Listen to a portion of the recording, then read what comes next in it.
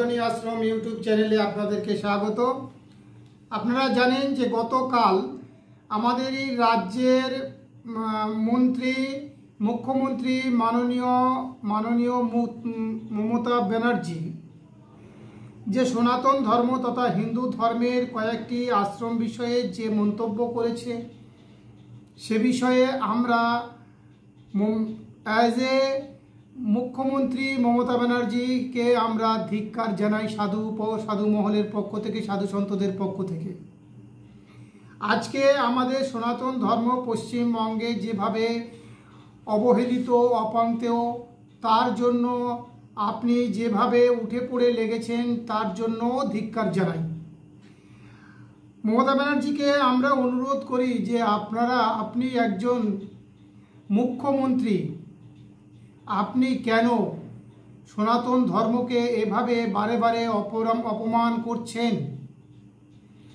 আজকের আপনি যে মাননীয় পূজনীয় কার্তিক মহারাজ, যাকে আমরা প্রদীপ্তানন্দজি মহারাজ হিসেবে চিনি, তিনি আমাদের অত্যন্ত শ্রদ্ধার পাত্র এবং অসংখ্য মানুষ, সনাতনী মানুষের হৃদয় তিনি অত্যন্ত সম্মানীয়। তাকে আপনি যেভাবে অসম্মানভাবে শব্দ ব্যবহার করেছেন তার জন্য আপনাকে আমরা ধিক্কার জানাই। আপনার উচিত আমাদের সমস্ত সম্প্রদায়কে সমানভাবে সমান চোখে দেখা, অথচ আপনি সেগুলো না করে আপনি যেভাবে আমাদের সনাতন ধর্মের, হিন্দু ধর্মের সাধু সন্তদের উপরে অপমানজনক কথা ব্যবহার করছেন, আচরণ করছেন, এবং সেই সঙ্গে আপনাদের দেখাদেখি আপনার দলের মানুষগুলো যেভাবে সাধু সন্তদের উপরে অশ্লীল আচরণ করছে, সেটা আমাদের একটা সনাতন ধর্মের এক ভয়ঙ্কর যুগ তৈরি করেছেন আপনি।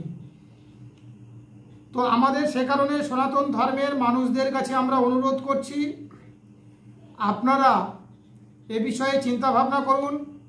মাননীয় মুখ্যমন্ত্রী মমতা ব্যানার্জিকে অনুরোধ করছি, আপনি অন্তত এই বিষয়ে আপনি সংযত হন।